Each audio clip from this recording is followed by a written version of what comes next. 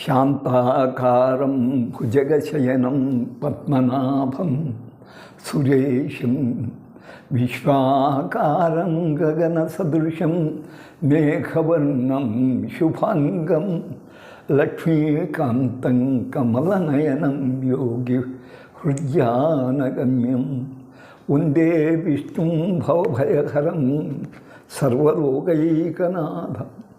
ఓం నమో నారాయణాయ. మాతృభ్యో నమః, పితృభ్యో నమః, గురుభ్యో నమః. ప్రియమైన యూట్యూబ్ శ్రోతలారా, పురంజయుడు సూర్యవంశంలో ఇక్ష్వాకు వంశంలో జన్మించిన వాడైనప్పటికీ లోభగుణంతో దారి తప్పి చరించడం, సామంత రాజన్యులల్లో కూడా దండెత్తి వచ్చి పురాన్ని ఆక్రమించడం, ఇంకా ఆయన కులగురువు అయిన వశిష్ఠుని ఆశ్రమం చేరడం, ఆయన ధర్మబోధ చేస్తూ ఉన్నాడు. చూడండి, ఇంతకు మించిపోయినది ఏమీ లేదు, భయంబు వీడు నీ చెంతకు చేరు రాజ్యరమ. శీఘ్రమే కార్తీక పౌర్ణిమాన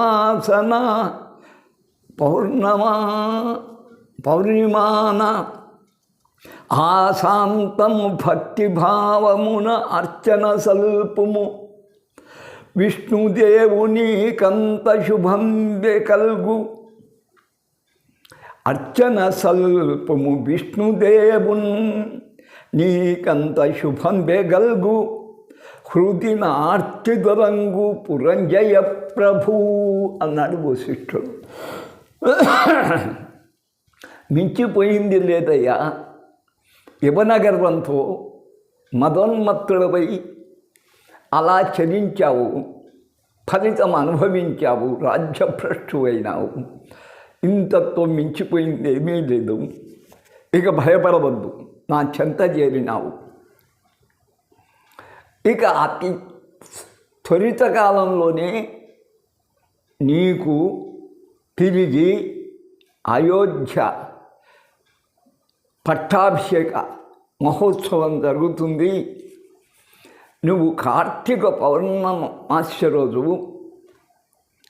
భక్తిభావంతో విష్ణుదేవుని అర్చించు. పౌర్ణమాస్య రోజు నీకు ఇంకా అప్పటి నుంచి శుభాలే జరుగుతాయి, ఈ బాధ తొలుగుతుంది. ఆదినారాయణ స్వామి అండగలగా తనరు నీ చేత దివ్య సందర్శనంబు, తనరు నీ చేత దివ్య సుదర్శనంబు. దాని ధాటికి శాస్త్రములు టళగలరే. భక్తవశుడైన హరియుండ భయమదేలా. ఆదినారాయణ స్వామి మనకు అండగా ఉండగా ఇంకా భయం ఎందుకయ్యా? ఆయన కృపాకటాక్షంలో నీ చేతికి సుదర్శన చక్రం రాబోతుంది. మరి ఆ సుదర్శన చక్ర ప్రభావానికి, దాని ధాటికి ఎవరు నిలవగలుగుతారు? తలకాయలు ఎగిరిపోతాయి. అందుకై హరిని ప్రార్థించుకున్నామన్నాడు. భక్తుల పట్ల హరికున్న కృపాకటాక్షము అంతా ఇంత కదయ్యా, ఇంకా భయపడ పనిలే. అనిన పురంజయుండు వినయంబు భయంబు నయంబు మీర. ఇప్పుడు వచ్చింది తెలివి. వినయము, భయము, భక్తి, ధర్మం అని ఆ మునికి నమస్కరించి పరిపూర్ణ మనోబల సంవిధానుడై ఎక్కడ లేని మనోధైర్యం వచ్చింది. పురోహితుడు ఉపదేశిస్తే నాడు రాజులకు గొప్ప బలం తనరగ కార్తీక వ్రత విధానము సర్వమునాచరించి, ఒక్క పౌర్ణిమ రోజే కాదు, కార్తీక మాసంలో ఏ ఏ వ్రతాలు విధానాలు చెప్పబడినాయో అన్నీ చేసి సంచనిత మహోగ్రతే జమున చందనెక్కి పరాక్రమింపగా, ఇంకా నాకు కార్తీక వ్రత మహిమతో ఇక నాకు విష్ణుదేవుడే అండ అని ఎక్కడలేని తేజస్సుతో ఒక్కడే రథమెక్కి పరాక్రమించాడు. తులసిమాలలు కంఠాన వెలుగుచుండా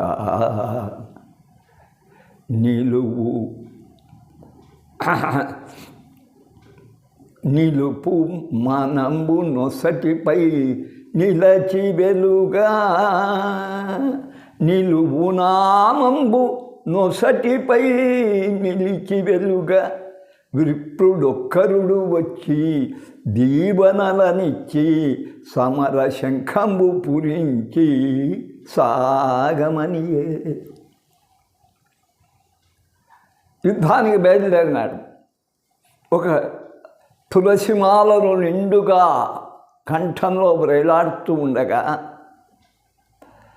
నిలువు నామంబు నొసటిపై నిండి వెలుగా, కస్తూరిక తిలకం. బ్రాహ్మడు ఒక్కడు వచ్చాడు, వైష్ణవుడు. దీవెనలు ఇచ్చి శంఖం పూరించాడు. జంగమయ్య గారు పూరిస్తారు, విష్ణుదాసులు పూరిస్తారు. శంఖము ఉభయబది. అది ఏ శంఖ? యుద్ధ శంఖ పూరించి ఇంక వెళ్ళు అన్నాడు.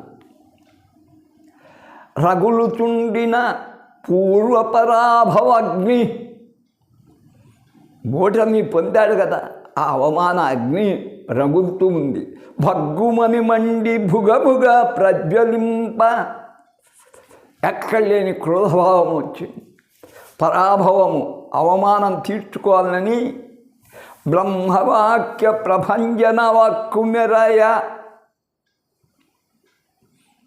భస్మమనరించ శాస్త్రవనమునెల్లా. పరబ్రహ్మ కాదు ఇక్కడ, పురోహిత బ్రహ్మవాక్కు. వాని హృదయంలో తలుచుకొని యుద్ధరంగంలో దిగి శాస్త్రములనందరినీ తుదముట్ట చేశాడు. అయిపోయి ఇట్టి పురంజయున్ చరిత నేర్పడదూడ అగస్త్యమౌని. పురంజయుని ఉపాఖ్యానం విన్నావు కదా. నీకెట్టులుగాని నాకు మది హృదయమునై తనరారుతుండే, అగస్త్యునికి కదా చెప్తుండేది.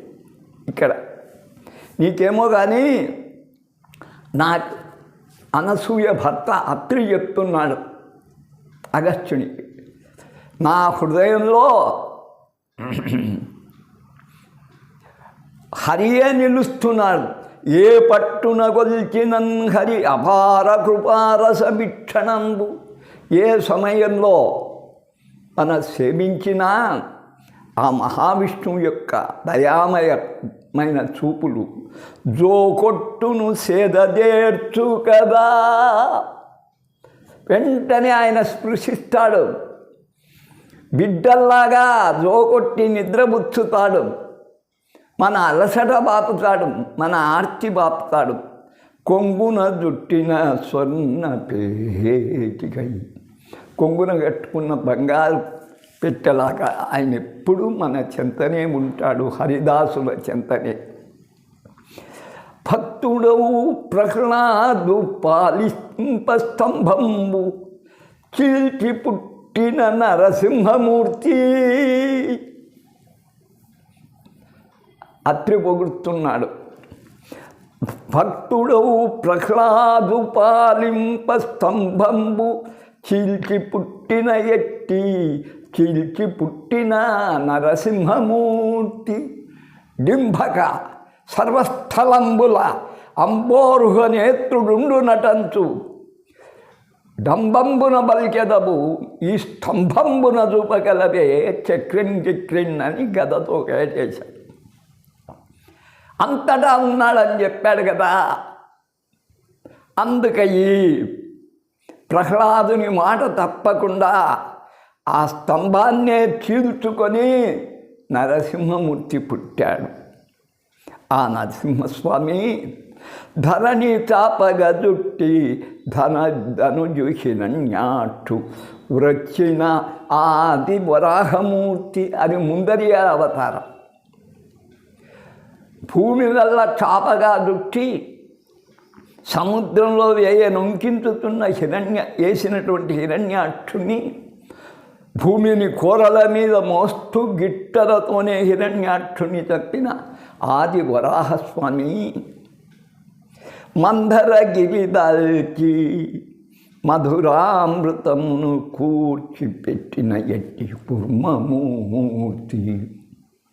మందర పర్వతం సముద్రంలో కృంగిపోతుంటే కమఠ రూపంలో ఎత్తి తాబేలి రూపంలో ఎత్తి అమృతము వెలువడేంత వరకు మోసి తదుపరి ఆ అమృతాన్ని దేవతలకు మంచి ఇచ్చిన కుర్మమూర్తి. సోమకుంబరి మార్చి ఇది మొదటి అవతారం. సొంపారభేదముల్ మనగజేసిన ఎట్టి మత్స్యమూర్తి. సోమకుడిని చంపి వేదములను ధరించినటువంటి ఓ మత్స్యావతార. 3 పాదాల మోపుచు ముగ్జగంబులాక్రమించిన ఎట్టి త్రివిక్రమూర్తి. 3 అడుగుల నేల మాత్రమే అడిగి 3 లోకాలు ఆక్రమించి 2తోనే ఇంకా 3 లోకాలు ఎక్కడ పెట్టవాలే అన్నాడు. నెత్తి మీద పెట్టి పాతాళానికి తొక్కాడు. అటువంటి వామనావతార త్రివిక్రమూర్తి భక్త హృదయాలలో వాసముండా. అటువంటి ఆ స్వామి భక్తుల హృదయాల్లోనే ఉంటే సర్వ పాపాలు శాపాలు సమయ పుణ్యే. విష్ణు భక్తి లేని విప్రుండు శూద్రుడవు. విష్ణు భక్తి లేని విప్రుండు శూద్రుడు. ఎన్ని చదువుతే సర్వవ్యాపకుడు సర్వరక్షకుడు పోషణకర్త అయిన విష్ణు స్మరణ లేనిది వాడు శూద్రుడే. భక్తియున్న వాడే బ్రాహ్మణుండు. అది విష్ణు భక్తి గలవాడే నిజంగా బ్రాహ్మడు. భక్తవరులన్న భగవంతుడవు.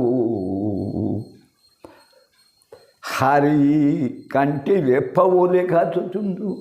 భక్తవరులంటే కంటికి రెప్పల ఏ సమయంలో కూడా రెడీ, సర్వవేళ సర్వావస్థల్లో శంఖచక్రాలు అలాగనే పెట్టుకొని ఉంటారట. పోలీసు శాఖన్నా ఇంటికి వచ్చి అవి పక్కన పెట్టి విశ్రాంతి తీసుకుంటారు. ఆయనకు విశ్రాంతి లేదు. చూచావా, కరిని రక్షించుకునేదానికి అన్నీ అలాగనే పోలీసు విశ్రాంతి తీసుకున్నట్టు రమా వినోది ఆ సమయంలో నా విదూరంగా పెట్టాలి. ఆ సమయంలో వీడి కేక వినపడింది. అమ్మతో సరసాలాడే సమయంలో రక్షించేదానికి శంఖచక్రాలు కూడా లేకుండా పరుగులు తీశాడు.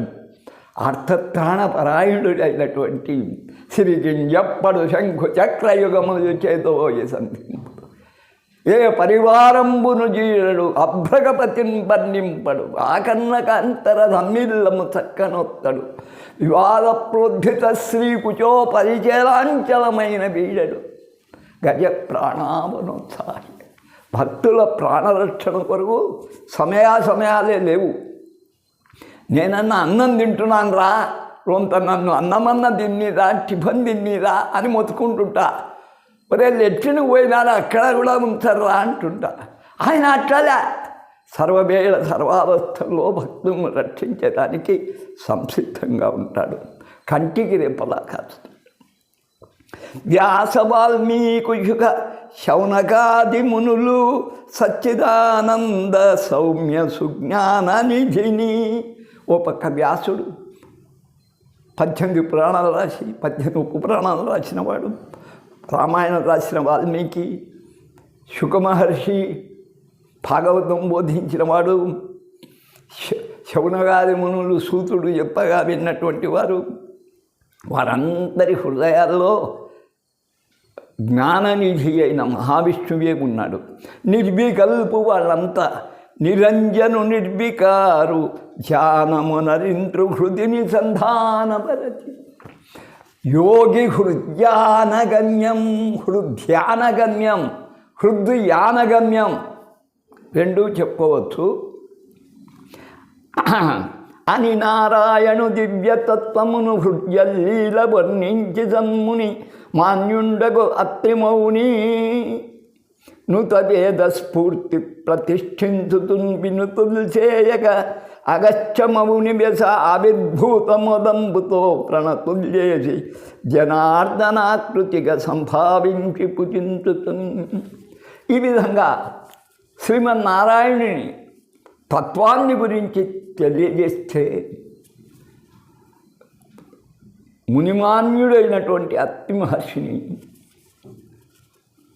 మరి త్రిమూర్తులనే కుమారుడుగా పడగలిగినటువంటి అత్రి మహర్షిని చాలా ప్రస్తుతించుతూ అగస్త్యుడు సంతోషంతో ఆ అత్రిమౌనే జనార్దనాకృతిగా, ఆయనకు కూడా దత్తాత్రేయుడు తోచి ఉండవచ్చు, పాపం పూజించుతూ అత్రిమౌనీంద్ర హరికృపాపాత్రుడైన ఆ పురంజయ చరిత శాంతముగా వినడి భాగ్యము కల్పించి తనుపమయ్య భక్త చరితలు చేయక భవహరం. అయ్యా అంతవరకే చెప్తావు. మరి ఆ పురంజయుని పూర్వజన్మము మళ్ళీ ఏమైనాడు, మళ్ళీ తిరిగి రాజ్యం సంపాదించుకున్నాక జ్ఞానంతో ప్రవర్తించాడా, మళ్ళీ మతి గతి దక్కిందా, ఆ విధానాలల్లా చెప్పమని పేడాడు అని ప్రసన్నతాత్ముడయి అత్రి మహర్షి అగస్త్యుగాంచి, ఓ మునివరా, ఆ పురంజయుడు భూపతులందరినీ జయించి అలా తా అనితరలీల రాజ్యమును వ్యాప్తమనర్చుచు రాజ్యమును ఇంకా విస్తరింపజేశాడు. నా మీద దండెత్తుతారా, చక్రవర్తి అయి ధనబల రాజ్యగర్వమున దైత్యుడుగాక అమేయ భక్తితో, అప్పటిలాగా రాజ్యగర్వంతో రాక్షసుడిగా ప్రవర్తించక గొప్ప హరిభక్తుడై ఒక కార్తీక పవిత్ర సువ్రత విధులు పాటించి ఆయన బ్రతికున్నంత వరకు కార్తీక వ్రత విధానం పాటిస్తూ సద్ధర్ముడై స్థిర చిత్తంబున దాన సత్కృతులతో దీనార్తులంబు బ్రోచి తాను జయించిన రాజ్యం నుంచి సంపాదించుకున్న ధనాన్ని అంత బీద సాధారణకు పంచిపెడుతూ భూసుర వర్గంబు సుఖోపభోగములతో శోభింపగా చేయొచ్చు. బ్రాహ్మణులు ఎక్కడా కూడా అప్పుడు బ్రాహ్మణ మాన్యాలు దైవమాన్యాలు ముందుకున్నవాడు బ్రాహ్మణులు సుఖంగా జీవించేట.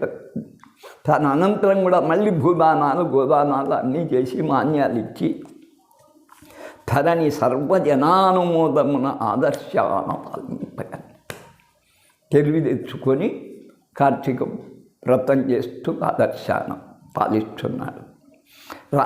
రాజా పాలింపగన్ రాజా రాజ్య రమావిరాగివై శ్రీరంగంబు దర్శింపుమా.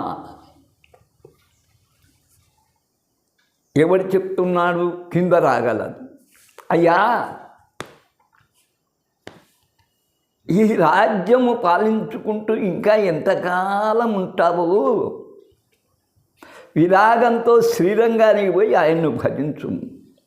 ఈ జన్మాంతర దోషములకు పూర్వజన్మ దోషాలు ఇంకా పాసిపోలే. ఈ జన్మలో చేసుకున్న దుర్మార్గ పనులు కూడా పాపాలు పోదా. ఆయన్ను శ్రీరంగనాథుణ్ణి శరణు దొచ్చుతే ఈ దోషాల దొంగు రంగేశుండు సంతుష్టుడై శ్రీరంగనాథుడు సంతృప్తిపడి యోజన్మొచ్చడు జన్మముత్యముల దుర్యోగంబు ప్రాపింపకం. ప్రతి ఒక్కరికి జన్మ పరంపరాగతలు వరుసగా వస్తుంటాయి. చావడాలు, పుట్టడాలు, చావడాలు. ఇవి లేకుండా తేజోధామము చేరగాగలము సందేశింపకే మాత్రం.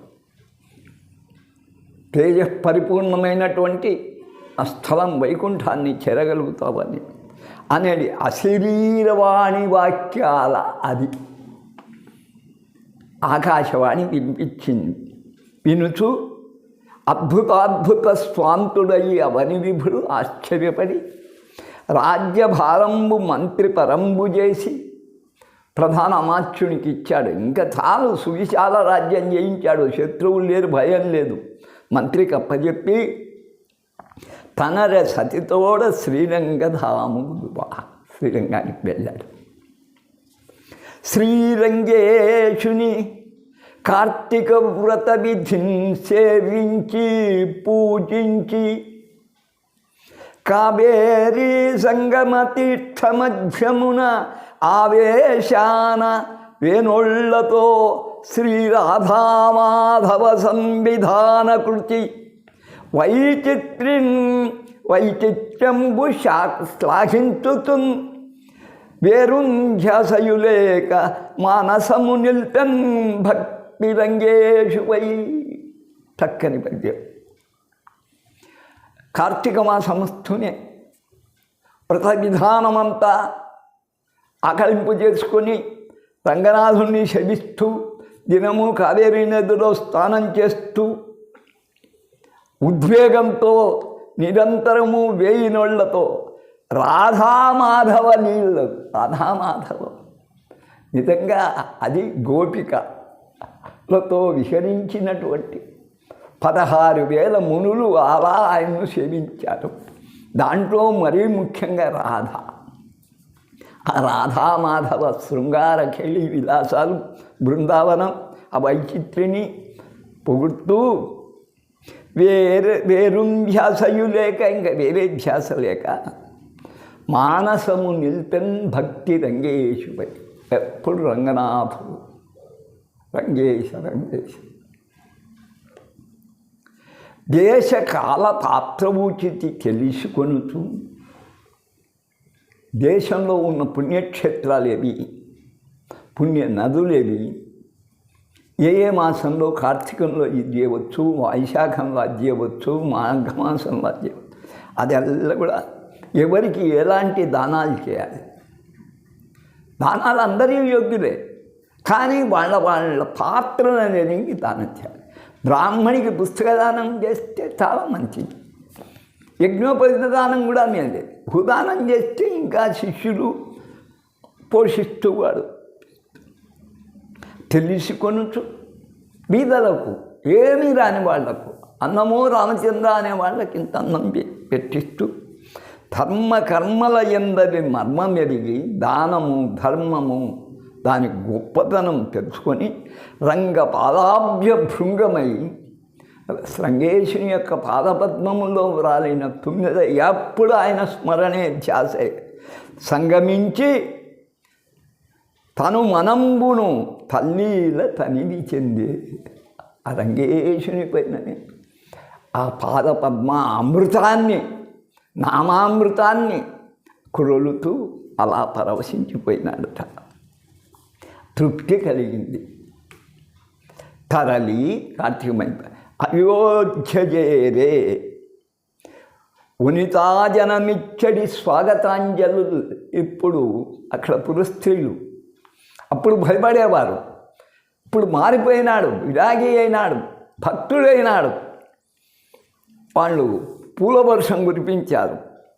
పురజనులిచ్చు కానుకలు ముచ్చి సమర్పిస్తున్నారు పురజనులు. ఆ కానుకలు భూసుర మంత్ర సమంచితాక్షతలు.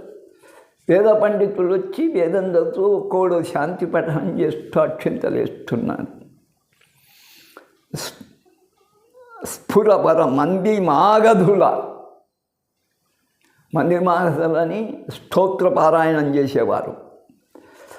స్తోత్ర పరంపర గీతమాలికాభరణ మనోహరాకృతిని వాళ్ళు గీతికలు పాటలు ఏర్పరిచి ఆయన పొగుడుతూ ఉంటే భాస్కర వంశ యశో విశాలుడై సూర్యవంశాన్ని ఉద్ధరించేదానికి పుట్టినటువంటి కీర్తి చంద్రిక కలిగిన వాడై అంత వార్ధక్యములను విశ్రాంతి కోరి ముసలితనం వచ్చింది. పండ్లు ఊడిపోయినాయి, కళ్ళుకు సరిగా కనపడడం లేదు, చెవులు వినపడడం లేదు. జ్యేష్ఠపుత్రుని పట్టాభిషిక్తు చేసి అది ధర్మం భక్తి మార్గాన ఆశ్రమ వానప్రస్థం గార్హస్థమైపోయింది. వానప్రస్థం పుండరీకాక్షు సేవించి ముక్తి నొందే వశిష్ఠాశ్రమము లేక ప్రత్యేకాశ్రమం నెలకొని అలా వైకుంఠధాముడైన మహావిష్ణువునే తలంచుకుంటూ ముక్తి పొందాడు. అందుకై శాంతాకారం చెప్పాను ప్రార్థన శ్లోకం. ప్రతిధమైన పురంజయోపాఖ్యకతను శ్రవణ పఠనలు సల్పిన సర్వజనుడు విన్నా చెప్పిన వాసుదేవుని వాత్సల్య భాగ్య గరిమ ఆ మహావిష్ణువు యొక్క సంతోషం ఆయన ఆశీర్బలంతో పొందనేత్తురు వైకుంఠ భోగములను వైకుంఠ చేరగలుగుతారు. కార్తీకోజ్వల దివ్య సత్కథల ఒక్కాణించి నేను తస్ఫూర్తింబూని తదీయ సువ్రతం సంపూర్ణంబుగా సల్పు. కార్తీక వ్రత కథ అని చెప్పానయ్యా. అత్రి చెప్తున్నాడు అగస్త్యుల వారి సల్పు. నీ ఆర్తింబాయు త్వదీయ వాంఛితముల అశాంతంబు సిద్ధింతు సత్కీర్తిం చేకురు రాజ్యపాలనం జగీయమానంబుగా సాగటి. అది అగస్త్యుడు అట్లా చెప్తూ ఉంటే వశిష్ఠుల వారు, అయ్యా నువ్వు కూడా అలాగనే ప్రవర్తించు, నీ కీర్తి కలకాలం నిలుస్తుంది, నీ రాజ్యపాలన జయ జయ జగీయమానం అంటే జయ జయ గీతికలతో సాగుతుంది అని ఈ రీతి వశిష్ఠమౌని వరుడు అవ్యాజానురాగంబునన్ జనక క్ష్మాపతికి నిగూఢమగు అర్థముంచి మందించి దీవెనలందించి ప్రశంసలను బలసి ఆవిర్భూత సంతృప్తితో ఈ విధంగా కార్తీక మహిమల్లా చెప్పి మరి విజ్ఞానమల్లా అందించి ఆయన కూడా సంతృప్తితో సనియన్ భక్తి వివేకవర్ధన మునిస్థానంబు స్వస్థానం. భక్తి వివేకాలు పెంచే సొంత ఆశ్రమానికి వెళ్ళిపోయాడు.